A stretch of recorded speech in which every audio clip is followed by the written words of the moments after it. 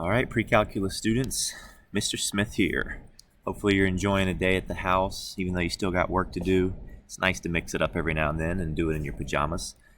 Today's going to be a quick lesson, and we're building off of proofs, and I think it's going to make a lot of sense because these proofs, or these identities that we're going to use, are called the half-angle identities, and they are so obvious when they're supposed to be used. That's the good sign. Some of the other ones, you're unsure when to use them. These are going to pop off of the page, and so that's what we're going to focus on in this video. You just finished double angle identities yesterday, and you know how us teachers do. We always have to sneak in a little review, so I just want to remind you that sine of 2x, notice why it's called the double angle is because it's 2 times x, is going to be 2 times sine times cosine. Notice those are multiplied together. Cosine of 2x can be written 3 ways. The first way is cosine squared minus sine squared. And remember identity 6, which is sine squared plus cosine squared equals 1, and how we can kind of use that identity to interchange on occasion.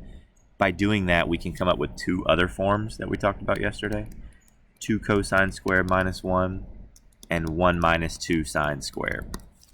So those are just a quick refresh of the double angles. And notice they're double because it's 2 times x. So these today are called half angles. Why? Because it's when the angle is divided by 2. You can see that that's what all of these have in common. And these are going to look scary, but actually scary is good because then we're going to know exactly how to use them in a proof. And you will be given these identities. You will not have to memorize these. So, another good news. Sine of x over 2, so sine of 1/2 x, is actually equal to the square root of 1 minus cosine x divided by 2. And notice anytime we do square root, we do a plus minus. So you're like, whoa, square roots come out of nowhere. Yes, they do. But cosine has one as well, and it's very, very similar. Look at the differences between the one on the left and the one that I'm about to write here.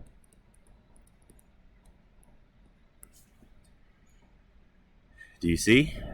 There's only one difference, and it's the sign that is right between the 1 and the cosine. I think a kind of cheesy way to remember it is like the cosine half angle gives you the plus, the go-ahead, the positive for the cosine there, because they match up. But when the sine half angle, it's negative. Okay? So the cosine has the positive cosine. The sine has the negative. I'll show you how to use those in a proof shortly, but let's finish our last one. Tangent actually has 2 different forms. It could have 1 minus cosine x over sine, or it could have sine of x over 1 plus cosine. So once again, you have a minus and you have a plus. So that's it. 1, 2, 3, 4 different identities that involve half angles. And frequently, these identities will be very obvious in a proof. And I'm going to show you how. And to do that, I'm going to open up the homework. And you only have 6 problems total, and I'm going to do 2 of them. One of the first ones, and then one of the more challenging ones. And then you'll be ready to knock out the other 4. So let's get after it. I'm going to open up half angle proofs homework, and here it is. Okay? I'm going to do number 1, and then which one am I going to do down here? I think number 3 is looking good. Doesn't that look scary? It's anything but. So let's look at number 1. I've got, when you're doing these proofs on like a test or a quiz, when you see this, a radar should go off in your head like, oh, half angles, half angle proofs. Let me get out my identity sheet. Let me go to work. I'm going to put a line down, the equal sign, and I'm going to work on the left side because there's more going on the left side, okay? And since we're good proofers at this point, I know that I'm trying to get to this. And we just wrote this down, but I'm going to write it down again. I have 2 options for that. That can turn into 1 minus cosine over sine, or that could turn into sine on top over 1 plus cosine. So I'm going to try to turn this on the right into one of those 2.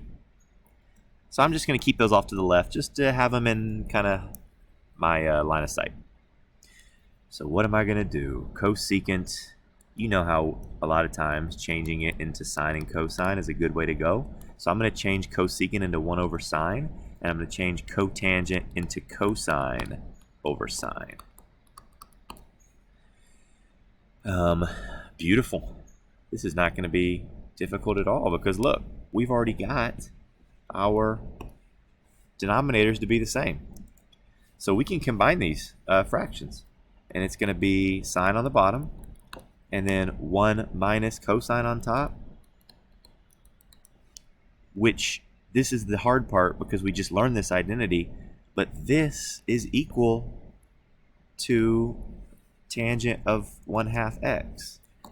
So we are going to then just finish our proof by saying that this is equal to tangent of 1/2 x, tangent of 1/2 x, and we proved it. So we used identity number, I believe, 1. We used identity number, I believe that's number 5. And then we just used a new half angle. Well, this step we simplified. And our final step was to use the new half angle proof that we just learned today. Half angle identity. Not bad at all. The key was to notice that right away, and that kind of gives you your roadmap for where to go next. Next one also has something that's obvious. So you can do number 2 on your own. It's going to be very related to number 3. What jumps out at you on this problem that we haven't seen yet before? I'm hoping that it's these half angles, and I'm hoping that it's like the kind of the squares jump out too. We're not used to seeing a setup like this. Watch what is going to happen. If you ever see a half angle, then right away you should substitute it in. Okay, so I'm looking at my identity sheet that we just wrote down. I don't have these memorized yet. And I see that I can swap out a sine of x over 2 with the square root of 1 minus cosine over 2. Plus, what do I see that I can substitute cosine in of x over 2 for? Okay, that had the square root of 1 plus cosine over 2. And that's trying to equal 1. That looks scary, but here's the good news. When you have a square root that is being squared, those are going to cancel each other out. This square root and that squared is going to totally revolutionize our problem to be 1 minus cosine over 2 plus 1 plus cosine over 2. Square roots are gone. Now we have 2 fractions that we need to add together, and on top of that, they have the same denominator.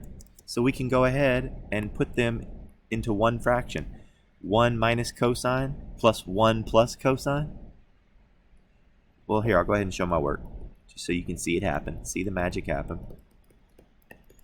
What is 1 plus 1? Let's add our like terms. That's 2. And what is negative cosine plus a cosine? Those are going to cancel out. So we're literally left with just 2 over 2, which is what we were trying to get. Okay? So I know I went pretty quickly there, so let me just give a 30-second summary, and then this video is over. It's a quick one today. When you see half angles, how do you know it's a half angle, Mr. Smith? It's because literally the x or the theta or whatever is being divided by 2. It's being cut in half. When you see those, you need to go straight to these. That's what I meant by this. It will be very obvious when to use those. So when you're looking for those tonight, it'll be easy because every problem has one. But in the future, if you see an angle divided by 2, then get out your identity sheet and go to work with the half angles. Okay? So this one is going to be very similar. Okay? You'll have to do a little multiplication there. This one, you will have to, you can see how the sine of 1/2 x is going to cancel out. And we already did that one for you, so you're in for a treat today. 1, 2, 3 problems. That's all we got. I hope that you feel okay about half angles. Do your best on these 3 problems and bring any questions in that you have for us on tomorrow, which I don't know what day it'll be. Wednesday. Mr. Smith signing out. Peace.